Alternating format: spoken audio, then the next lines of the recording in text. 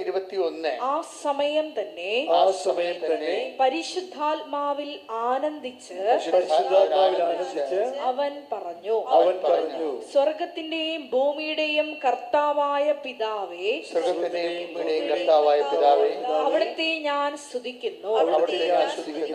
എന്തെന്നാൽ അങ്ങ് ഇവ ജ്ഞാനികളിൽ നിന്നും ബുദ്ധിമാന്മാരിൽ നിന്നും മറച്ചു വയ്ക്കുകയും ശിശുക്കൾക്ക് വെളിപ്പെടുത്തുകയും ചെയ്തു. അപ്പൊ ഓപ്പൺ മാർക്കറ്റിൽ ഇല്ല ഇത് വളരെ സ്വകാര്യമായ ഒരു വിതരണമേ ഉള്ളതിനെ അതായത് മറച്ചു വെക്കുക എന്ന് പറയുന്നത്. ഹിഡൻ വേഡ്, മറച്ചു വെച്ച വചനങ്ങൾ, അന്ധകാരത്തിൽ പറഞ്ഞവര്, ഇതുപോലെ പറയുന്ന സ്ഥലങ്ങളെക്കുറിച്ച് ഇപ്പം യോഹന്നാൻ്റെ ബാപ്റ്റിസ്റ്റിനെ കുറിച്ച്, ജോൺ ദി ബാപ്റ്റിസ്റ്റിനെ കുറിച്ച് പറയണത് അന്ധകാരത്തിൽ പറഞ്ഞ വചനം എന്നല്ല, മരുഭൂമി പറഞ്ഞ വചനം എന്നാണ്.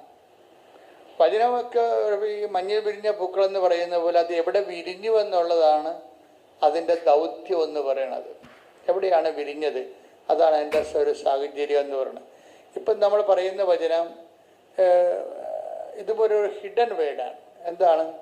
എപ്പോഴും പറയത്തില്ല. മാനസാന്തരപ്പെടുവിൻ, പശ്ചാത്തപിക്കുവിൻ, ജാഗരൂകരായി. ഇപ്പം ജാഗരൂകരായിരിക്കുവിൻ എന്ന് പറഞ്ഞ് 17 പ്രാവശ്യം പറഞ്ഞിട്ടുണ്ട്.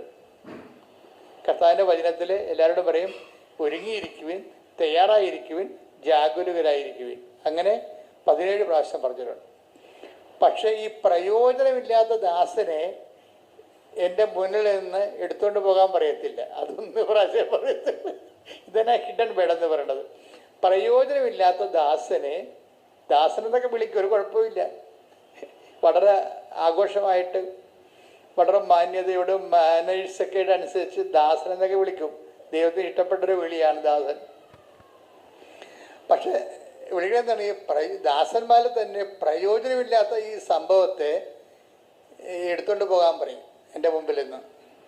അതത്ര നിസ്സാരമായിട്ടുള്ള പറച്ചിലല്ല, ഇത്തിരി കൂടിയ പറച്ചിലാണ്. പ്രയോജനമില്ലാത്ത ദാസനെ എടുത്തുകൊണ്ട് പോകാൻ എൻ്റെ മുമ്പിൽ നിന്ന്. ഒന്നൊരു വായിച്ചത്, ദൈവം കുറച്ച് നാളൊക്കെ നിങ്ങളുടെ വർക്കൗട്ട് ചെയ്ത് നോക്കും. ദൈവത്തിൻ്റെ രീതി അതാണ്, കുറച്ച് നാളിൽ നന്നാകാൻ പറ്റുമോ എന്നൊക്കെ നോക്കും.